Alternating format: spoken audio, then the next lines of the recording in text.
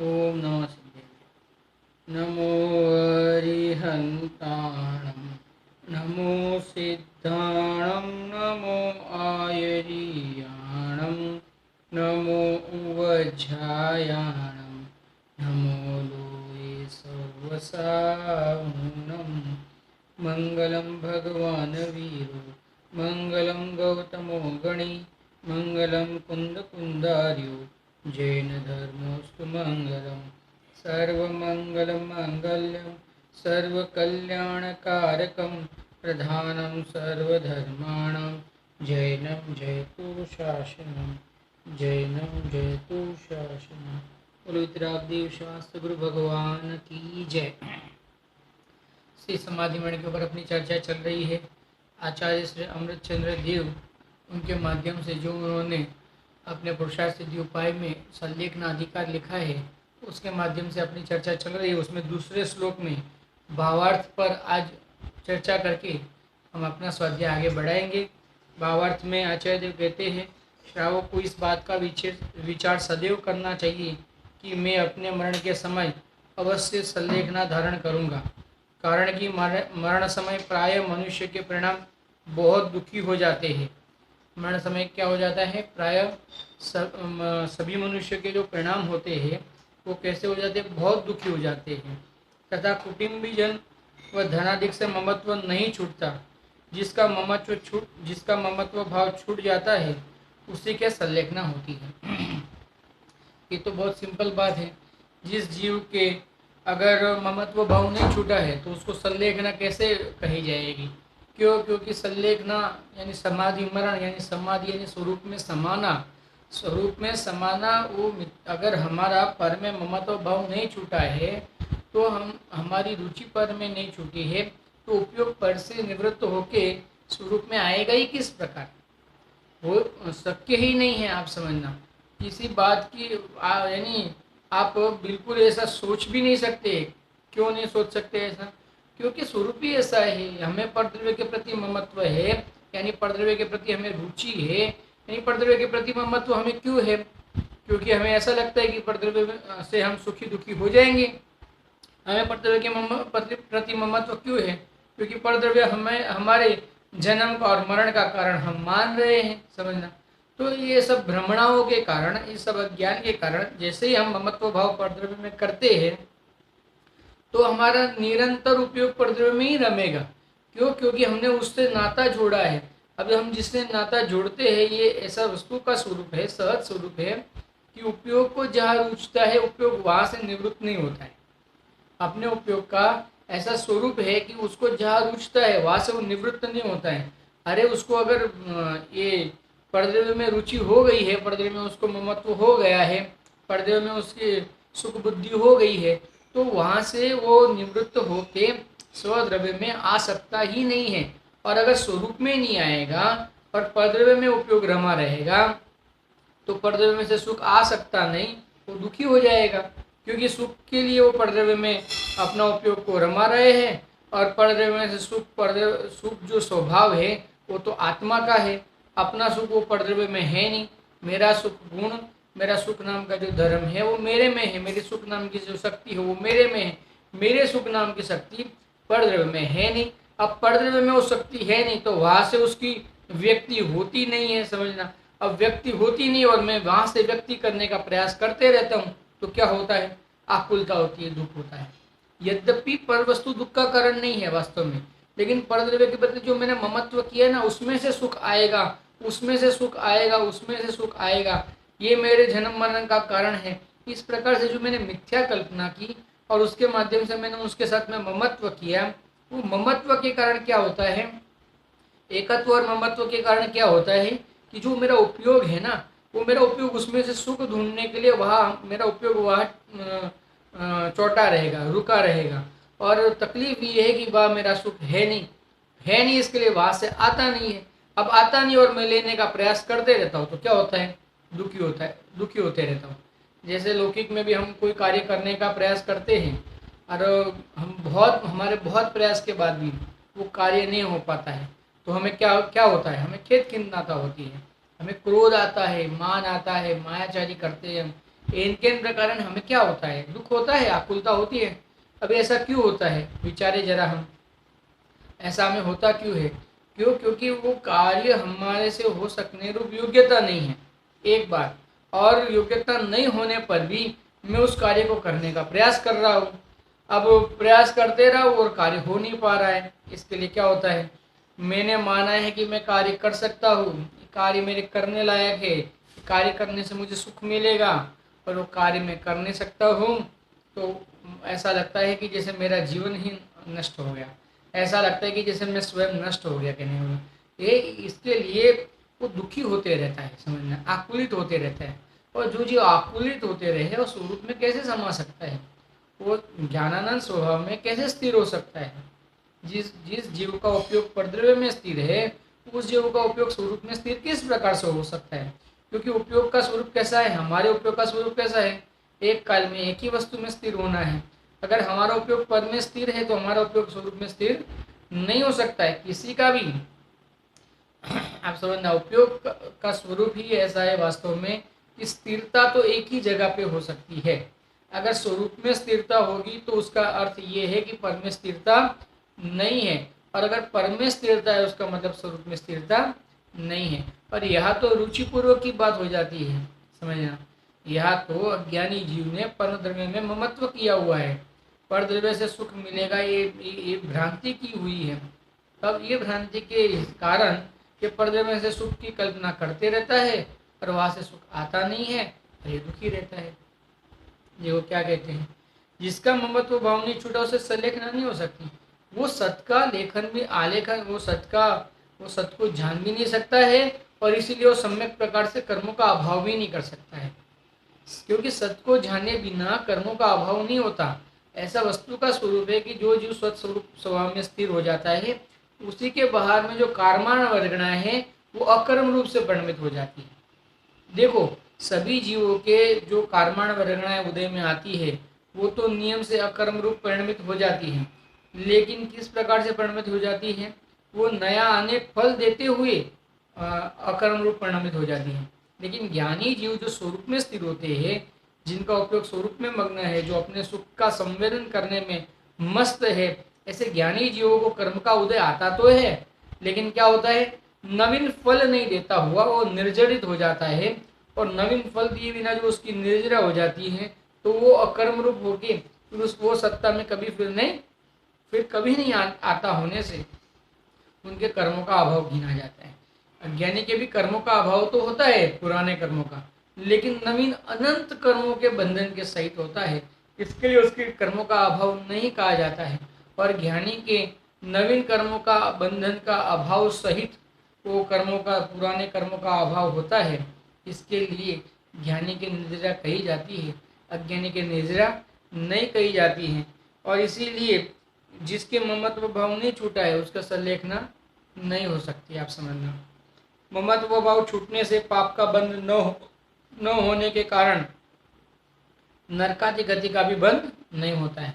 क्योंकि हम जितना भी पाप करते हैं वो सर्व पाप हम किसके लिए करते हैं, आगे पंडित जी ने बता दिया था, दीपचंद जी साहब ने भी बता दिया था, और सदाशिव दास जी साहब ने भी बता दिया था कि यह जीव सबसे ज़्यादा पाप रसना इंद्रिय और स्पर्शन इंद्रिय के लिए करता है, सबसे अधिकांश, और उसमें भी सबसे अधिकांश रसना इंद्रिय के लिए करता है। एक रसना इंद्रिय के लिए ये जीव अनंत कर्मों का बंधन करते रहता है, शरीर के लिए है ना। अब स्पर्शन भी तो शरीर के लिए है, और आहार भी, रसना इंद्रिय भी शरीर के लिए है। अब देखो, देखना जो है ना, देखना शरीर के लिए नहीं है, सूंघना शरीर के लिए नहीं है, सुनना शरीर के लिए होना जरूरी नहीं है, लेकिन चखना और स्पर्शना ये शरीर के हेतु ही होता है, समझना। इसमें दूसरा कोई यानी कोई प्रयोजन नहीं होता है, समझना। तो इसके लिए क्या कहते हैं, ममत्व भाव छूटने से पाप का बंध नहीं होता है, और पाप का बंध नहीं होगा तो अपने आप नरकादि गति का बंध नहीं होता। क्योंकि नरकादि गति का बंध का कारण क्या था, पाप भाव था। अब जो जीव स्वरूप में स्थिर हो गया, जिसे शुद्धोपयोग प्रकट हो गया, और शुद्धोपयोग में जो जीव मस्त है और उसमें से बाहर आता है कमजोरी के पूर्व, तो वापस शुद्धोपयोग में जाने की जिसके बहुत उत्कंठता होती है, जिससे बहुत तीव्रता होती है कि नहीं, मैं तो मुझे तो शुद्धोपयोग ही प्रकट करना है। फिर ऐसे जिन जीवों की भावना होती है, जिन जीवों की वृत्ति होती है, वो जीव क्या करता है, वो वापिस उसी प्रकार का प्रयास करते रहता है जिससे शुद्धोपयोग की प्राप्ति हो। समझना, तो उसको शुभ भाव कहते हैं। बाहर में वो स्वरूप शुभ भाव रूप वो प्रवृत्ता है कि जिसका वापिस अभाव होकर वो शुद्धोपयोग रूप में स्थिर हो जाएंगे। तो उसके कारण उनको या तो शुद्धोपयोग होगा या शुभोपयोग होगा, लेकिन अशुभ उपयोग 3 काल में नहीं होगा, यानी पाप भाव नहीं होंगे। और पाप भाव नहीं है तो नरक आदि गति नहीं होगी, क्योंकि नरक आदि गति का कारण क्या था, नरक और तिर्यंज गति का कारण क्या था, पाप भाव थे। अब पाप भाव तो रहे नहीं, पाप भाव नहीं रहे तो कारण के अभाव में कार्य का भी अभाव होता है, यानी पाप भाव नहीं रहे तो उसका जो कार्य है नरकादि गति वो भी नहीं रहेगी। ऐसा कहते हैं। देखो क्या कहते हैं, इसलिए मरण समय अवश्य ही संलेखना करके परिणाम शांत रखना चाहिए। इसलिए मरण समय संलेखना को ग्रहण करके परिणाम को क्या करना चाहिए, शांत करना चाहिए। क्योंकि भैया जो अपने साथ में जो स्त्री पुत्र आदि रहे हैं ना, वो अपने उपयोग को शांत नहीं कर सकते हैं, और जो मित्र परिजन है ना, वो भी अपने उपयोग को शांत नहीं कर सकते हैं। वो बार बार अपने को क्या बताएंगे, आप ये ले लो, आपका ये रोग दूर हो जाएगा, आप ऐसा करो, आपका वापिस ये जो है ना, ये आपके जो अभी समझो आपको पैर में समझो अभी ताकत नहीं रही है, तो आप इस प्रकार का हल्दी वाला दूध पिया करो, या अनेक अनेक दूसरे जो अनेक जो है, ये जो बाहर के च्यवनप्राश नहीं, जो च्यवनप्राश घर में भी बन सकते हैं, आप समझना, बिना अशुद्धियों के और बिना ये मद आदि के भी च्यवनप्राश घर में बन सकते हैं। तो वैसे जो च्यवनप्राश आदि जो है उनका आप सेवन करो। जो कहने का लोग मर्यादा वाले जो वस्तुएं हैं उनका लेके आप उनका इकट्ठा करके उसका भी च्यवनप्राश आदि बना के उसका सेवन करो, तो आपके क्या हो जाएगा, आपके वाह आदि जो रोग है वो भी दूर हो जाएगा, और आपकी इंद्रिय काम करने लग जाएगी। आँख खराब हो गई तो गाजर खाओ, और हार्ट अटैक आ गया तो लहसुन खाओ, और न जाने क्या क्या अज्ञानी लोग उनके जो दिमाग में आता रहता है वो बड़बड़ करते रहते हैं, बकवास करते हैं। समय सारजी में तो लिखा है, खैर वहाँ समय सारजी में तो बहुत ऊंची बात के लिए लिखा है, लेकिन वहाँ तो ऐसा लिखा है कि अज्ञानी बकवास करता है। क्या करता है अज्ञानी, बकवास कर, ये सब बकवास है। समझना, हम नहीं करते, क्या बकवास कर रहा है, यानी बकवास किसे कहते हैं, जो पागल पुरुष होता है ना, पागल पुरुष, वो पागल पुरुष को ख्याल नहीं होता वो क्या बोल रहा है, वो कुछ भी बोलते रहते हैं। जैसे आपने किसी पागल मनुष्य को देखा होगा जो दिमागी तौर से थोड़ा सा जिसको तकलीफ हुई होती है, वो जीव को आपने देखा होगा, कुछ भी बोलते रहता है, उसके मन में आया वो जो भी मन बड़बड़ करते रहता है। तो हम क्या कहते हैं, कभी कोई ऐसा थोड़ा सज्जन पागल हो, सज्जन पागल हो सकता है कि नहीं हो सकता, सज्जन पागल भी हो सकता है ना। तो थोड़ा सा सज्जन पागल हो तो हम उससे क्या कहते हैं, तेरे बकवास को बंद कर, अच्छा नहीं लगता है।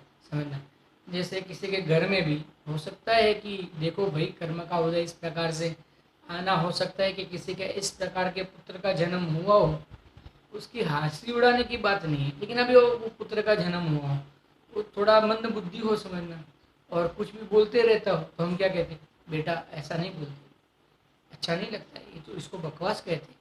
चलो मंद बुद्धि छोड़ो, कोई अच्छा किसी के घर में मंद बुद्धि नहीं लेकिन व्यवस्थित बुद्धि वाला लड़का भी जिसके जन्म हुआ हो, और वो छोटे बच्चे होते हैं ना, छोटे बच्चे मस्ती करते रहते हैं, कुछ भी बोलते रहते हैं, उनके मन में आया वो बोलते रहते हैं। कहने वाला देखा ही है, सबने देखा होगा, सबके घर में छोटे बच्चे कभी ना कभी होते ही होंगे, हुए ही होंगे, और आपने देखा ही होगा कि वो किस प्रकार से मन में आया वो मोजीले होते हैं छोटे बच्चे, कुछ भी बोलते रहते। तो हम क्या कहते हैं, हम उनको क्या कहते हैं, नहीं बेटा इस प्रकार से मत बोलो, इसको बकवास कहते हैं लोग में।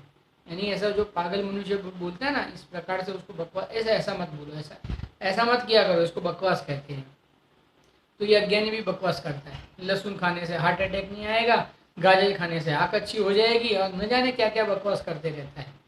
और ये भी मरता क्या ना करता वाली बात हो जाती है इसके भी, ये भी क्या करता है, मरता क्या ना करता, ये खाने लग जाता है अज्ञानी। शरीर का प्रति का इतना ममत्व है, मरता क्या ना करता वाली बात होती है, खाने लग जाता है, पीने लग जाता है कुछ ना कुछ इस प्रकार के गाजर का जूस और ये सब पीने लग जाता है, होता कुछ है नहीं। क्यों, क्योंकि ऐसा होना वस्तु का स्वरूप नहीं है, आप समझना, वो सब कर्माधीन है। अब वहाँ होता नहीं और ये आकुलित होते रहते हैं। इसका उपयोग एन के एन कारण उस शरीर में लगा रहता है। उसको ऐसा लगता है कि थोड़ा ठीक हो जाओ, थोड़ा ठीक हो जाओ। अच्छा, वापस और क्या है तकलीफ, और एक ये है कि लोग भी ऐसा कहते हैं कि देखो तुम ये करोगे ना, इससे हम ये नहीं कहते हैं कि तुम इससे संसार में परिभ्रमण करो, लेकिन तुम ये करोगे ना, इससे तुम्हारे जीवनी पढ़ने में अनुकूलता होगी। और देखो, और ये ज़्यादा बकवास, अज्ञानी का कोई भरोसा नहीं, वो कुछ भी बोलते रहेगा। अज्ञानी का कोई भरोसा नहीं, वो बड़े बड़े उसके इसीलिए तो कहते हैं ना बकवास करते हैं। श्री समय सार जी में कहा है, वहाँ तो ऐसा कहा है कि अगर तू शुभाव से धर्म मानता है तो तू बकवास करता है। अगर तू ऐसा कहता है कि पुण्य भाव जो है मेरे धर्म का कारण है, तो आचार्य देव कहते तू बकवास कर रहा है। समझना बहुत कठिन बात है। वहाँ तो यानी कठिन, यानी हमें वो बात हमने सुनी तो है लेकिन हमें हजम नहीं होती वो बात। शुभ भाव धर्म का कारण नहीं है, ये बात हम सुनते तो है लेकिन हमें हजम नहीं होती है। वास्तव में ऐसा स्वरूप है। इसके लिए हम क्या करते हैं, बकवास करते रहते हैं।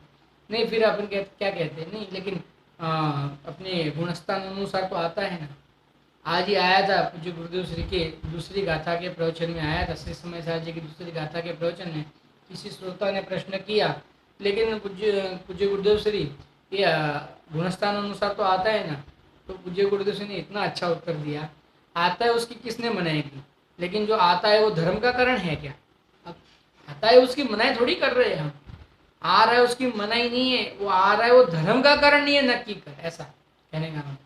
तो ऐसा जिस जीव के पर द्रव्य में, पर भावों में ममत्व छूट गया है और जिसका उपयोग, जिसको ख्याल में आ गया है कि मेरा सर्वस्व मेरे में है, मैं परिपूर्ण स्वभाव से भरा पड़ा हूँ, अनंत सुख शांति प्रभुता विभुता आदि जो स्वभाव है वो मेरे अंदर मौजूद है, ऐसा जिस जीव के ख्याल में आ जाता है, ज्ञान में आ जाता है, उस जीव का उपयोग फिर बाहर में भ्रष्ट नहीं होता है, स्वरूप में स्थिर होता है। समझना।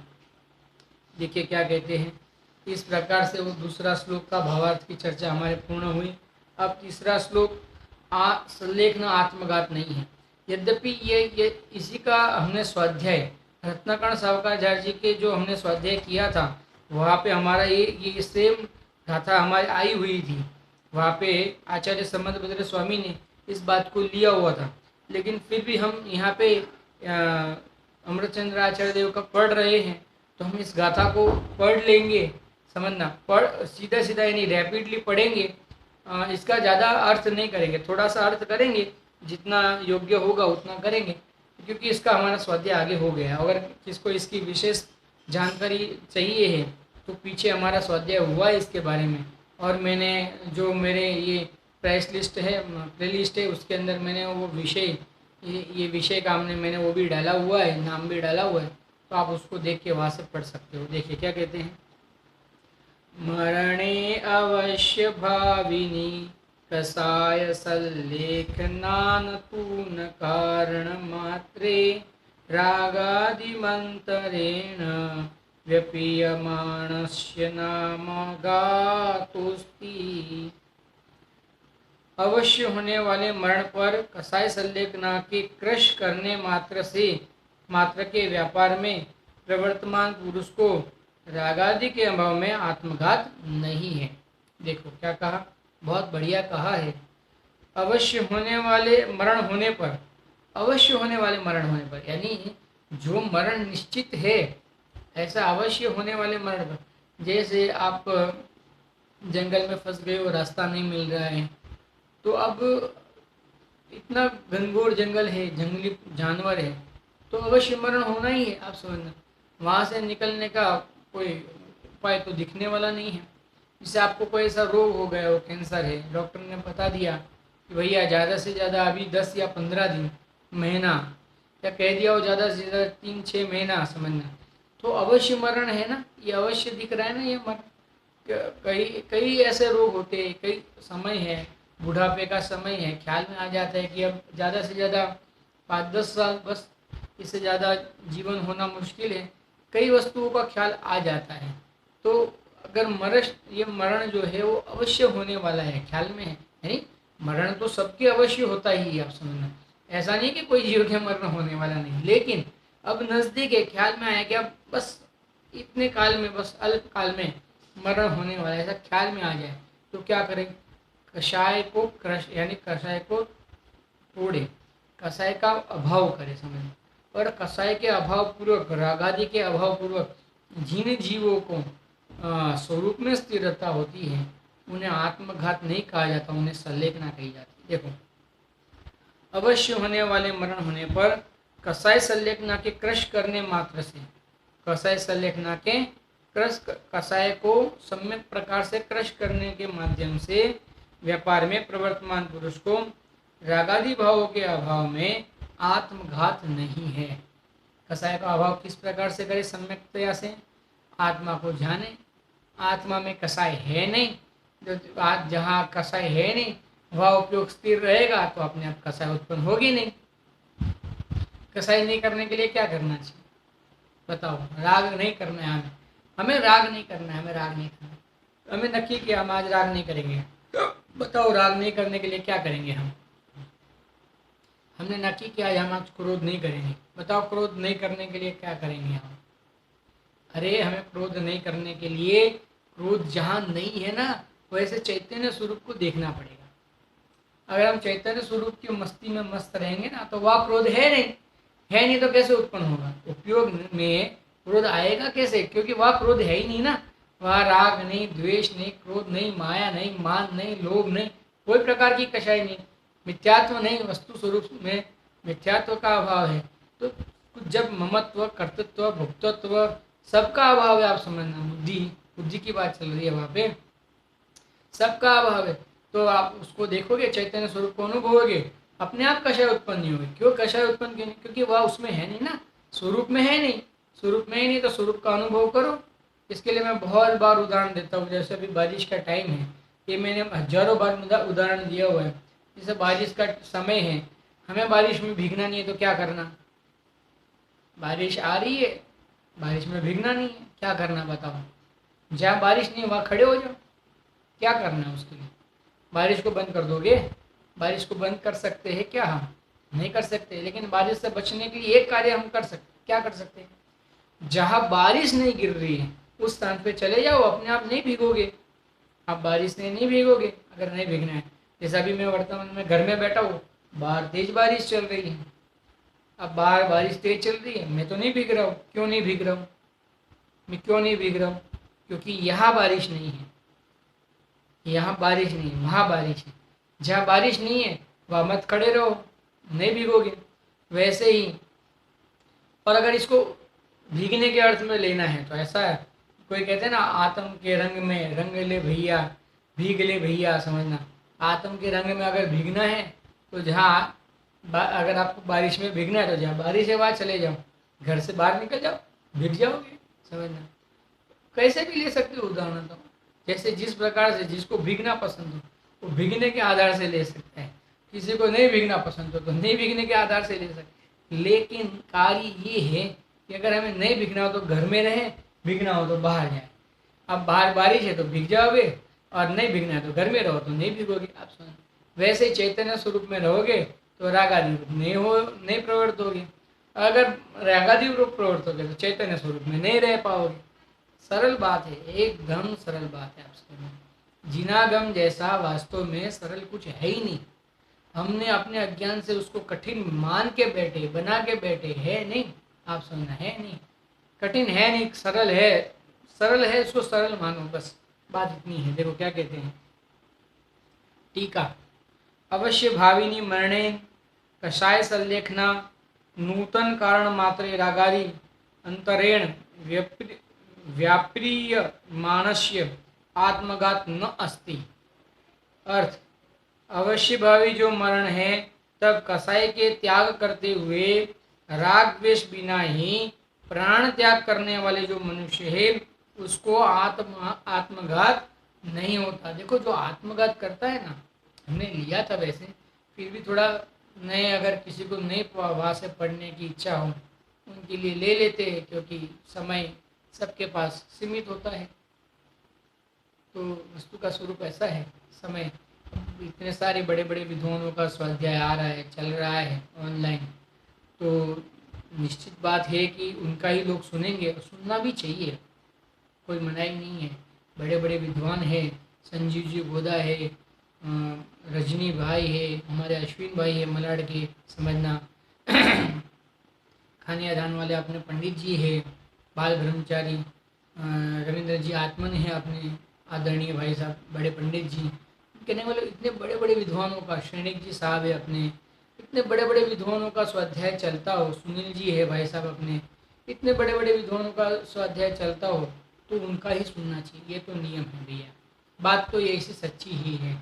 लेकिन फिर भी तो थोड़ा बहुत अगर किसी को मेरे प्रति प्रीति हो, ये स्वाध्याय ये बात जिसको सुनने की अगर इच्छा हो तो वो थोड़ा बहुत सुनता है, तो सुनता है, उनके लिए बता देते हैं कि ये वास्तव में आत्मज्ञात किसे कहते हैं। कि आप समझो आत्मघात यानी आपको कसाई के सहित जो आपको यानी क्रोध मान माया लोभ, इसमें से किसी भी कसाई के सहित अगर आप अपने मरण की चिंता किए बिना, यानी आप मरण को गिने बिना उस कसाई की पूर्ति करनी है, तो आप अपने मरण को भी नहीं गिनो, और यानी कि आप मर जाओ उस कसाई की पूर्ति करने के हेतु, क्रोध की पूर्ति करने के हेतु, मान की पूर्ति करने के हेतु, माया की पूर्ति करने के हेतु, लोभ की पूर्ति करने के हेतु अगर आप मरण करते हो, समझना अपने अपने स्वरूप का घात करते हो, तो उसको आत्मघात कहते हैं। ये लोग में जितने भी आत्मघात होते हैं, आप समझना वो सब आत्मघात क्यों होते हैं। आप देखो जो जितने बच्चे होते हैं वो परीक्षा में या तो फेल होते हैं, उत्तीर्ण नहीं हो पाते हैं, फेल हो जाते हैं, समझना आत्मघात करते। क्यों आत्मघात किया उसने, बताओ क्या कसाई थी उसके लोभ था कि मैं पास हो जाओ, समझना वो लोभ, उसका जो लोभ था, उसके जो इच्छा थी उसकी पूर्ति नहीं हुई तो उसको अपने मान का भंग लगा, समझना उसको क्या लगा, मेरे मान का भंग हो गया, यानी अब लोग मेरी क्या करेंगे, समाज मेरी क्या करेगा, मश्करी करेगा, लोग मेरी मश्करी करेंगे, माता पिता मेरे पे क्रोध करेंगे। आप समझना ये सर्व कसायों से, समझना वो बचने हेतु, यानी वास्तव में बचने हेतु, वो कसायों से बचने हेतु या कसायों के माध्यम से डर के या कसायों में प्रवर्तन करके, यानी या तो कसाई से डरे, कसाई से बचने का प्रयास करे, यानी बाहर में उसमें कसाई में ही, या कसाई से रंजित होकर किसी भी प्रकार से कसाई की मुख्यता से अगर ये जीव मरण करता है, आप समझना तो क्या होता है, ये जो सम्यक दृष्टि जीव है ना, उसको कषाय का अभाव करना है, और ये जीव को कषाय का अभाव नहीं करना, यानी इस जीव को क्रोध का अभाव करना है, लेकिन ये क्रोध का अभाव मान से करने का प्रयास करता है अज्ञानी, मान का अभाव क्रोध से करता है, लोभ का अभाव माया से करता है, माया का अभाव लोभ से करता है, ये अज्ञानी का ऐसा स्वरूप है। और ज्ञानी है वो क्रोध मान माया आदि सबका अभाव स्वरूप के अनुभव से, इतना फर्क है, आप समझ। यानी अज्ञानी के क्रूर कसायों के माध्यम से, कसायों के लक्ष्य पूर्वक जो अपने स्वरूप का घात होता है, यानी वो अपने स्वरूप का मरण की कीमत किए बिना, आपको अगर पता होगा, एक शायद मेरे साथ एक बार ऐसा हुआ था, हम लोग यात्रा पे निकले थे और मेरे को लूज मोशन हो गया, बहुत भयंकर हालत ख़राब हो गई थी, तबीयत बिगड़ गई थी, दवाई भी काम नहीं कर रही थी, मैंने बहुत सारी दवाई ली लेकिन किसी दवाई ने काम नहीं किया, और अंतिम स्टेशन था हमारा, वहाँ से हमें राजेंद्र नगर से हमें बम्बई रिटर्न आना था, और अंतिम स्टेशन पे मुझे भूख लगने लगी, यानी मुझे ऐसा लगा कि अब मेरे कहने का मतलब तबीयत थोड़ी सी ठीक हो गई है, क्योंकि मुझे भूख लगी तो अब क्या था, कुछ था नहीं वहाँ पे, तो वहाँ पे बादाम थी हमारे पास में और थोड़े बहुत काजू थे, तो मैंने मेरी पत्नी को कहा कि कुछ भूख लगी है, अभी खाना तो बाद में मिलेगा और बहुत टाइम के बाद भूख लगी है, तो मुझे कुछ खाने को चाहिए, तो उसने मुझे बादाम और काजू दिए खाने के लिए। अब मैं उसको संवार के खाने लगा, जैसे खाने लगा तो हमारे पंडित जी अश्विन भाई आए और मुझे कहा कि अमित भाई काजू मत खाओ ज़्यादा, वापस नहीं तो लूज मोशन थोड़ा मुश्किल से बंद हो जाए, वापस लग जाएगा। लेकिन खाने की भूख इतनी लग गई थी, क्षुधा इतनी लग गई थी, तो क्षुधा की कसाई को मुझे रोक पाना असह्य लग रहा था, तो वहाँ पे अगर मैं काजू ज़्यादा खा लेता तो मुझे लूज मोशन वापस हो जाता। हो सकता है ट्रेन में मुझे कोई दवाई नहीं मिलती, हो सकता है मेरा मरण हो जाता, लेकिन उसको गिने बिना भी मैंने काजू खाना यानी बादाम खाना शुरू रखा, क्योंकि मैंने उनको कहा कि नहीं नहीं बहुत भूख लगी, थोड़ा बहुत खा लेता हूँ। ऐसा करके मैं खाने लगा, आप समझना।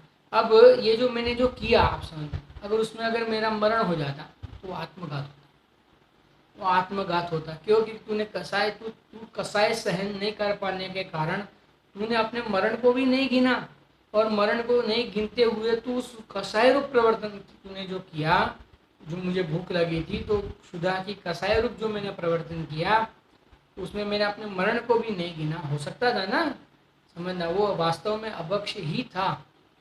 काजू उस समय मेरे लिए वास्तव में अभक्ष ही था। लेकिन बहुत पुरानी बात कर रहा हूँ, जब इतनी रुचि नहीं थी, कम थी, कहने का मतलब ये मैं तब की बात कर रहा हूँ जब हम यात्रा पे गए थे। तभी तो मुश्किल से खींच के लेके जाते थे मुझे, यानी तब इतनी रुचि नहीं थी। खैर वो सब अज्ञान अवस्था में ये सब होते रहता है।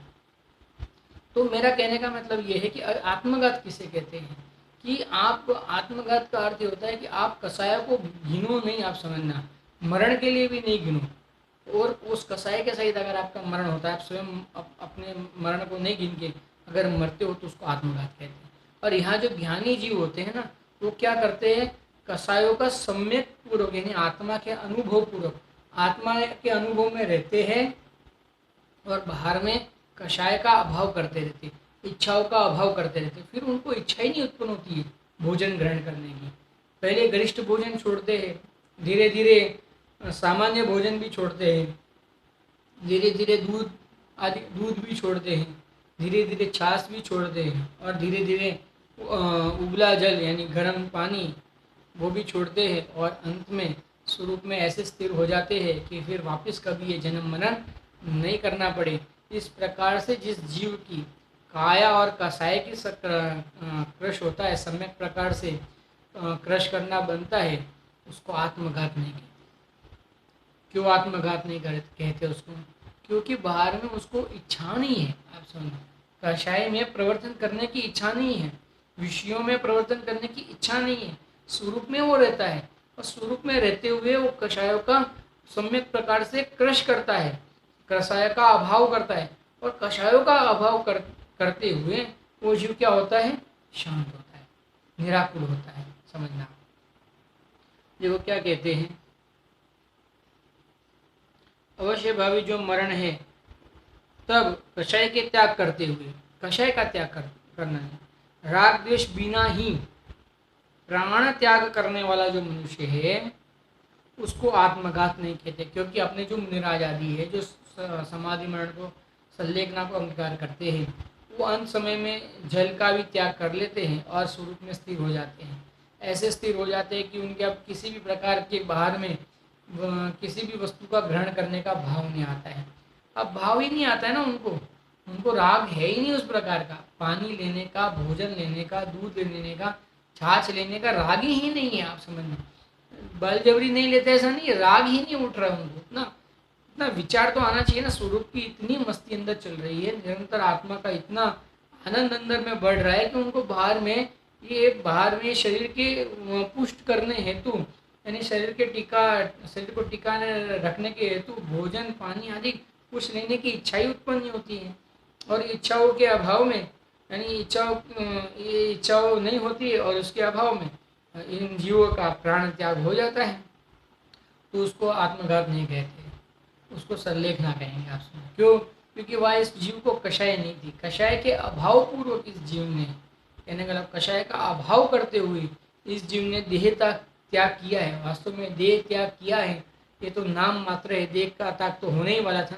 क्योंकि क्या कहा, अवश्य जिसका मरण होने वाला है, तो मरण तो अवश्य होने ही वाला है, देह का त्याग तो ऐसे भी होने वाला है, समझना। तो देह का त्याग करना किया तो एक नाम मात्र है, कहने का मतलब देह का त्याग तो ऐसे भी होने वाला था, लेकिन कषाय का अभाव होते हुए पूर्वक ये देह का त्याग हो गया, तो उसको आत्मघात नहीं कहते। कषाय में रहते हुए अगर उस जीव ने देह का त्याग किया होता ना, तो आत्मघात होता हो। कषाय करते हुए अगर देह का त्याग, ये अभी सुशांत सिंह ने जो किया तो आत्मघात है। अब वो मूर्खता है ना, जो भी है समझना, उसमें जो भी है आएगा, पुलिस कर रही है छानबीन, जो भी होगा, लेकिन जो कुछ भी होगा उसके अंदर कसाय के अलावा क्या होगा आप बताओ?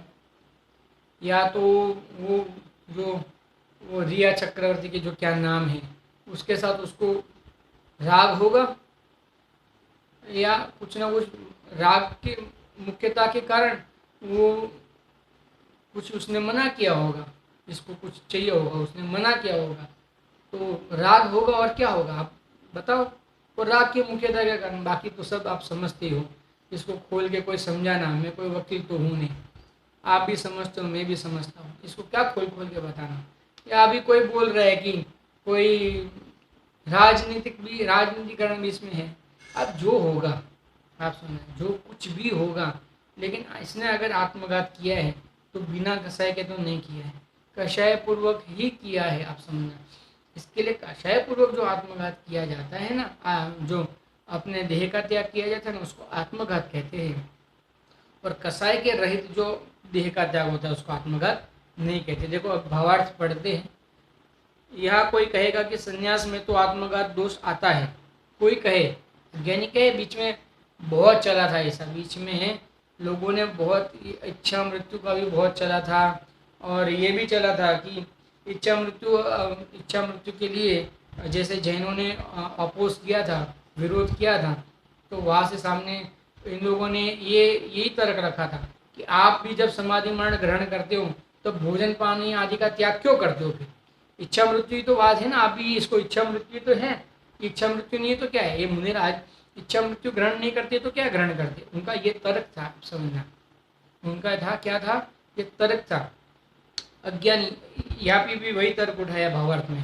देखो ये पंडित जी ने भावार्थ तो 250 वर्ष पहले लिखा होगा, आप समझना, आचार्यों के हृदय में बैठ के उनकी बातों को समझ के 250 वर्ष पहले लिखा होगा, और आज ये बात हमें ख्याल में आ रही है अभी वर्तमान में।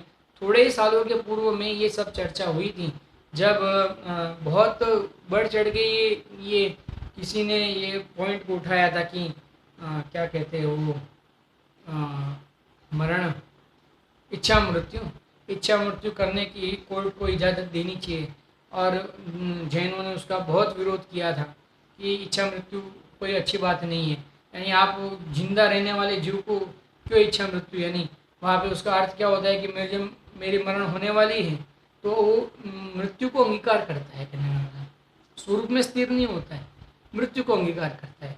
ऐसे भी मरना, यानी दुखी हो के मरने से अच्छा एक आप मुझे मार दो, यानी मैं मर जाऊंगा, कहने का मतलब, तो मुझे क्या हो जाएगा, मेरे शांति हो जाएगी। ऐसा नहीं होता है शांति, स्वरूप के अनुभव के बिना 3 काल में शांति होती ही नहीं है। जिन जीवों के स्वरूप का अनुभव नहीं होता उसको 3 काल में शांति नहीं हो सकती है। कैसे होगी 3 काल में शांति? तो अपने स्वरूप में है ना, शांति जो स्वभाव है वो किसका है, अपना है, तो अपने स्वरूप में है शांति है। तो अपने स्वरूप को अगर नहीं देखेंगे तो शांति किस प्रकार से प्रकट होगी? क्या बाहर से शांति प्रकट होगी? समझिए, आपको मरण से शांति प्रकट होगी? नहीं होगा ऐसा। तो यहाँ से ऐसा ही यहाँ पे अज्ञानी प्रश्न करता है। यहाँ कोई कहेगा कि संन्यास में तो आत्मघात का दोष आता है, आपके यहाँ भी संन्यास में तो आत्मघात का दोष आता है, उसने ये इच्छा मृत्यु नहीं है क्या? तो कहते हैं नहीं, ये इच्छा मृत्यु नहीं है। देखो क्या कहते हैं उसका उत्तर, उसका समाधान पंडित जी समाधान करते हैं। संलेख न करने वाला पुरुष जिस समय अपने मरण को अवश्य भावी जानता है तब असंन्यास अंगीकार करता है, करके कषाय को घटाता और राग को मिटाता है। कषाय को घटाता और राग को मिटाता है। जैसे उसने जाना कि मेरा मरण अवश्य होने वाला है, ऐसा जानते हुए वो कषाय को मिटाता है और राग को घटाता है। आप समझना, कषाय को मिटाते और राग के घटाते हुए वो ऐसा संलेखना को अंगीकार करता है, कषाय पूर्वक नहीं करता है। आप समझना, वो क्या कहते हैं, इसलिए आत्मघात का दोष नहीं है, इसलिए आत्मघात का दोष नहीं। समझना, तुम जो वहाँ पे इच्छा मृत्यु कहते हो वो तो आत्मघात है। क्यों? क्योंकि वो दुख उसको सहन नहीं हो पा रहा है ना, वो शरीर में जो उसको रोग हो रहा है, जो उसके माध्यम से उसको पीड़ा हो रही है, वो सहन नहीं कर पा रहा है, वो सहन नहीं कर पा रहे, इसके लिए वो मृत्यु को इच्छता है। समझना, ये मृत्यु को इच्छते नहीं है, ये तो मृत्यु आ रहा है, सामने नजदीक है, पता है कि अब मरण होने वाला है, अवश्य भावी है मरण, ऐसा ख्याल में आता है। तो क्या करे, मरण आने वाला है तो स्वरूप में स्थिर हो जाए। समझना, स्वरूप में स्थिर हो जाएंगे तो क्या हो जाएगा, कषाय और राग दोनों अभाव को प्राप्त हो जाएंगे। यही तो करना था अनादि काल से, जो क्या करने के रूप कार्य कर रहा था, ये जो हम क्या कार्य कर रहे थे, क्यों कर रहे थे? कषायों का अभाव करने के लिए कर रहे थे, रागादि भावों का अभाव करने के लिए कर रहे थे। और अगर मरण काल में भी अगर मैं यही करता हूँ तो ये तो धर्म रूप कार्य है ना, ये कोई आत्मघात नहीं है। क्योंकि यहाँ मुझे कषाय नहीं है कि मेरे शरीर को रखने की या मेरे शरीर को छोड़ने की भी कसाई नहीं, समझना, रखने की तो नहीं लेकिन छोड़ने की भी कसाई नहीं। यहाँ अज्ञानी शरीर को छोड़ने की कसाई पूर्वक कसाई सहित मरण करता है, शरीर को छोड़ने की कसाई सहित मरण करता है, इसके उसको संलेखना नहीं। और यहाँ पे इसको शरीर छोड़ना नहीं, शरीर छूट रहा है, ख्याल में आ रहा है शरीर छूट रहा है, तो शरीर छूट रहा है तो क्या करें? छूटते हुए शरीर के प्रति जो मुझे कषाय उत्पन्न हो रही है, या तो रखने के माध्यम से या छोड़ने के, इस सर्व कषायों का अभाव में करूँ, और उसके माध्यम से जो मुझे रागादि भाव उत्पन्न हो रहे वो रागादि भाव का अभाव करते हुए मैं प्रवर्तूं, तो मुझे क्या होगा? आत्मघात का दोष नहीं लगेगा। नहीं तो मुझे क्या लगेगा? आत्मघात का दोष लगेगा। देखो क्या कहते हैं, उसको ऐसी इच्छा ही नहीं कि मैं जबरदस्ती मरण करूं। देखो उसको ऐसी इच्छा नहीं मैं जबरदस्ती मरण करता हूँ, मरण तो आ रहा है, जबरदस्ती मरण करने की। यहाँ तो अज्ञानी को शरीर में दुख सहन नहीं हो रहा है तो जबरदस्ती मरने की इच्छा करता है। इच्छा मृत्यु का अर्थ क्या होता है? जबरदस्ती मरण, यानी मरण है नहीं। हो सकता है कि कुछ दवाई इसके काम लग जाए और इसका जीवन लंबा हो चलने वाला, आपने तो मार दिया, यानी या तो वो स्वयं मर गया या आपने उसको मार दिया, कहने का मतलब। तो ये इच्छा मृत्यु जो है वो कसाई सहित है, आप समझना। उसमें शरीर को त्याग कर, यानी शरीर ये कैसे मेरे ये जो अभी वर्तमान में दुख है उसका त्याग हो जाए, शरीर का त्याग हो जाएगा तो दुख का त्याग हो जाएगा, ऐसा मानता है, इस प्रकार से कषाय करता है। लेकिन भैया शरीर के छूटने से दुख का छूटना नहीं होता है, स्वरूप में स्थिर होने से दुख का छूटना होता है।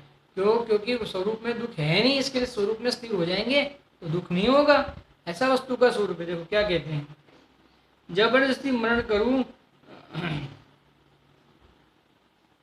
हाँ जबरदस्ती के मरण करूं अपितु ऐसा उसका अभिप्राय है ही नहीं। ऐसा है कि जब बलात् रूप से मरण होने ही लगे, जब बलात् रूप से मरण होने ही लगे, यानी मरण अवश्य होने ही लगे, तब मेरे परिणाम शुद्ध रहे, समझना। उसको तो ऐसा भाव है कि तब मेरे परिणाम क्या रहे? शुद्ध रहे। अनादि से ये कषाय खाने पीने आदि की कषाय में जो मैं व्यस्त था, उन कषायों से बचकर मेरे परिणाम क्या रहे? शुद्ध रहे। उसके तो इस प्रकार के परिणाम है, समझना। और संसारिक विषय भोगों से ममत्व त्याग दूं, और संसार में जो संसार के जो विषय भोग है उसका क्या करूं? मैं ममत्व त्याग दूं। उसके मरण में यदि राग द्वेष हो तो आत्मघात होता है। उसके मरण में यदि राग द्वेष हो तो आत्मघात होता है। अपितु जो मनुष्य राग द्वेष का त्याग कर रहा है उसे आत्मघात हो सकता नहीं है। जो मनुष्य राग द्वेष का त्याग करता है उसे आत्मघात नहीं है, क्योंकि इसको ये बलजबरी मरना नहीं चाहता है, इसका तो मरण आ रहा है। तो जो मरण आ रहा है वो मरण के काल में ये जीव क्या करता है? ये उस मरण के काल में ये जीव कषायों का अभाव करता है, रागादि भावों का अभाव करता है। यानी ये वास्तव में दुख का कारण तो कषाय और रागादि भाव थे। अब दुख के कारणों का अभाव करता हुआ जो जीव प्रवर्तता है उसके आत्मघात कैसे हो सकता है? बताओ, उसके किस प्रकार से आत्मघात कहा जा सकता है? ये जीव जितने भी जो आत्मघात करते हैं ना, बाहर में हमें जो दिखते हैं, वो तो कोई न कोई प्रकार की कषायों के रहते हुए आत्मघात करते हैं। पंडित टोडरमल साहब ने तो तीसरे अधिकार में कितना बढ़िया बताया है, हर कषाय के माध्यम से बताया है कि ये इस कषाय से इतना, वो इस कषाय को इतना मुख्य कर देता है कि उसमें रह नहीं पाता है और मरण को प्राप्त हो जाता है। क्रोध मान माया लोभ सबकी बात की है वह पंडित जी ने, बहुत खोल के बात की है। पढ़ो, वहाँ से पढ़ना चाहिए वास्तव में। तो क्या कहते हैं, रागादि कषायों का भाव, जब मरण समय अवश्य मरण होने वाला है उस काल में रागादि कषाय भाव का अभाव करते हुए अगर ये जीव मरण को प्राप्त होता है उसको आत्मघात नहीं कहते हैं, उसमें आत्मघात का दोष नहीं लगता है। लेकिन अगर कषाय सहित मरण करता है, रागादि भावों की पूर्ति करनी है तो अगर मरण करता है तो उसमें आत्मघात का दोष लगता है। इसके लिए जो हमारे जिनागम में जो संलेखना कही है, जो हमारे ज्ञानी मुनिराज जो संलेखना को अंगीकार करते हैं, उन्हें आत्मघात का दोष नहीं लगता है। इसके लिए कषाय मन संलेखना में आत्मघात का दोष नहीं है। अब आत्मघाती कौन है वो आगे की गाथाओं में हमें बताने वाले हैं। बहुत बड़ी गाथा है, उसका भावार्थ पंडित जी ने बहुत बड़ा लिखा है, करीबन 4-5 पेज का भावार्थ लिखा है। और इसी के भावार्थ के पूर्व इन्होंने ये संलेखना अधिकार की पूर्णाहुति भी की है। आगे हम कल से इस विषय को प्रारंभ करेंगे। अभी की बात हम यहाँ पे पूर्ण करते हैं। ओम नमः सिद्धेभ्यो। सहजानंदी शुद्ध स्वरूपी अविनाशी हूँ आत्मस्वरूप। सहजानंदी शुद्ध स्वरूपी अविनाशी हूँ आत्मस्वरूप। सहजानंदी शुद्ध स्वरूपी अविनाशी हूँ आत्मस्वरूप। जिन वाणी के ज्ञान ते सूझे लोकालोक, सो वाणी मस्तक नम सदा देख भूत। बोलो द्वादशांगी परमंगलकारी जिनवाणी मात की जय।